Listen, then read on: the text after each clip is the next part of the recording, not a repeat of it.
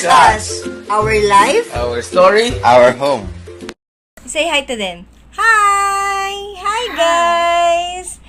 Hi, nako guys. It was a stressful week last week.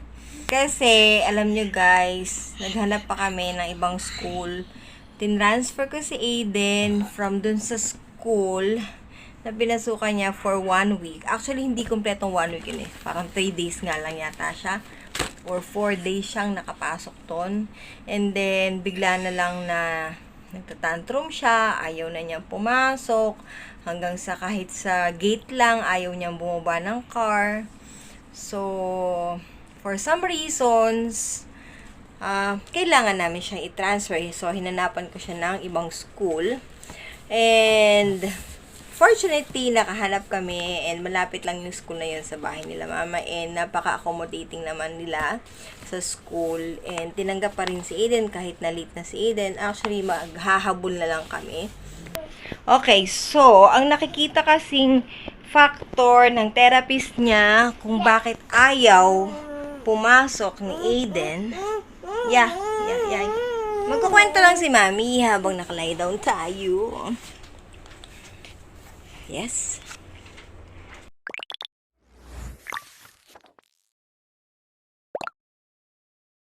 Where are you?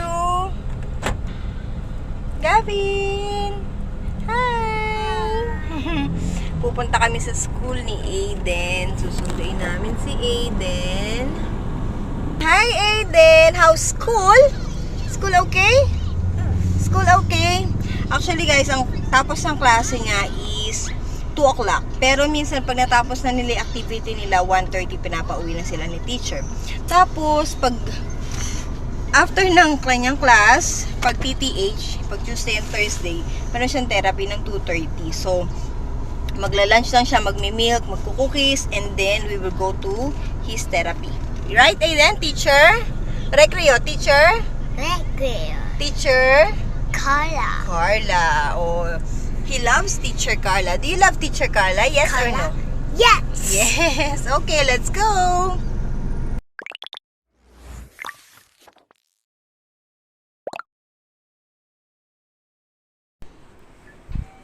Hi guys! So, papasok na kami nila Aiden. Aiden, where are we going? School. School. So, Carla. school daw tsaka kay Carla. So, meron kasi siyang school today. So, ayun guys, konting recap lang sa mga nangyari sa school ni Aiden. So, nung school year 2022 to 2023, nasa SPED class kami noon. So, 1 year kami na nag-SPED class. Tapos, by the end of school year, sabi ng SPED class teacher niya, mukhang ready na po si Aiden na mag-regular class sa kinder. So, yon. Ang ginawa ko para preparation sa kinder class niya, nag-summer class kami. So, 1 month siyang nag-summer class. And according to his teacher, hindi naman daw siya malikot sa loob ng classroom. Wala din siyang inaaway na classmates. And sumusunod siya sa mga simple instructions na binibigay sa kanya ng teacher niya.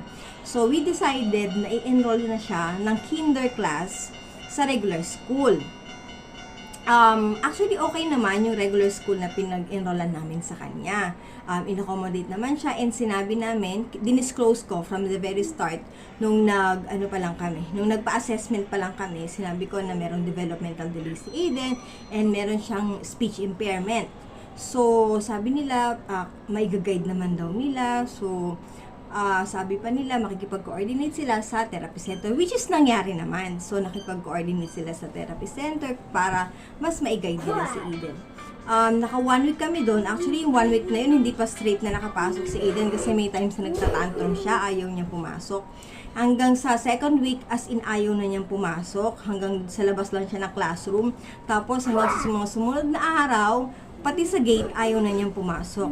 For some reason, kailangan namin mag-decide kung ano ba talaga. Actually, sinabi ko sa therapy center yung concern na to. Ang nakikita nilang factor kaya ayaw pumasok ni Aiden is yung time. Kasi sobrang aga, 8 o'clock ang pasok niya.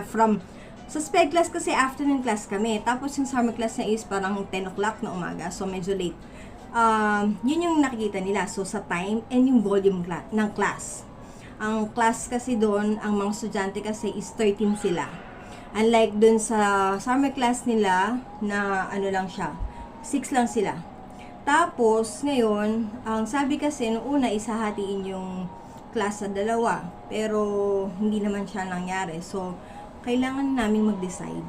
Kailangan ko mag-decide na kung itutuloy pa ba siya doon or hindi na. Kaya lang, one time kasi nag-meltdown na si Aiden na pagkasundo ko sa kanya, dun sa school na yun, ayaw niya pumasok dito sa loob ng bahay namin. Tapos, hanggang sa iyak siya ng iyak, hinahatak niya ako, hinihila niya ako. Kinausap ko siya. Sabi ko sa kanya, okay, what do you want? Sabi niya, ayaw school. Sabi niya, ganon. Tapos, sabi ko sa kanya, okay, hindi na kita dadalhin sa school na yon. Actually, pagkasabi ko noon, tumigil na siya sa tantrums niya. Tapos, pumasok na kami sa loob ng bahay.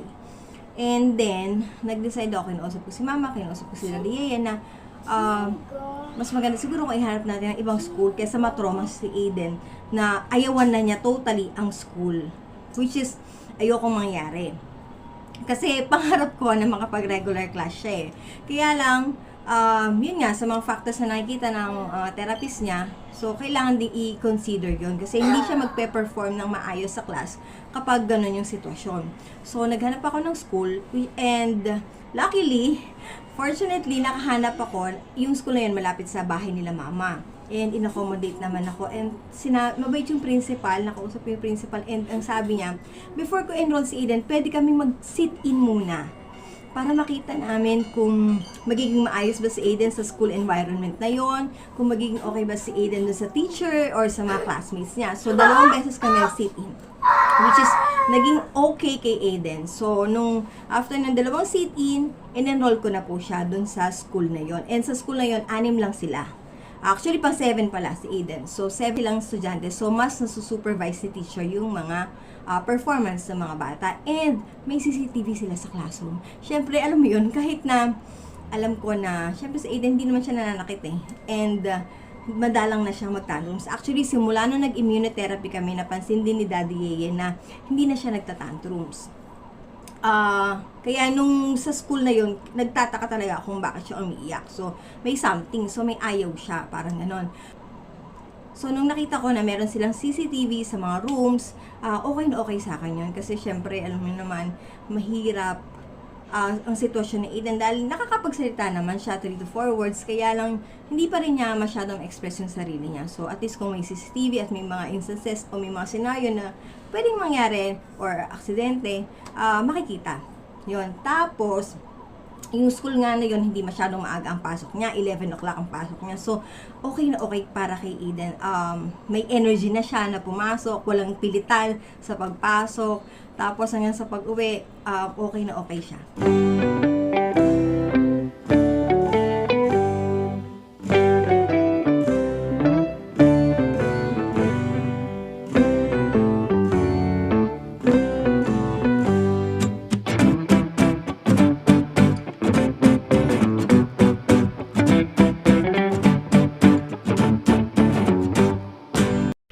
Show me your star. Stars pala, yun. 2 stars. So then, Okay. the school is okay. So later you will see Recreo.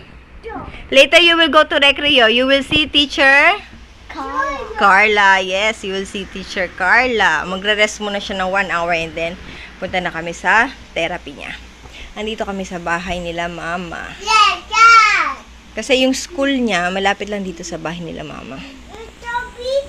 Good night. Good night. Guys, good night. We had a long day. Kasi ganito kami kapag straight yung schedule namin na may school tapos may therapy. So, say goodbye to them. Bye-bye. Bye. Good night. Good night.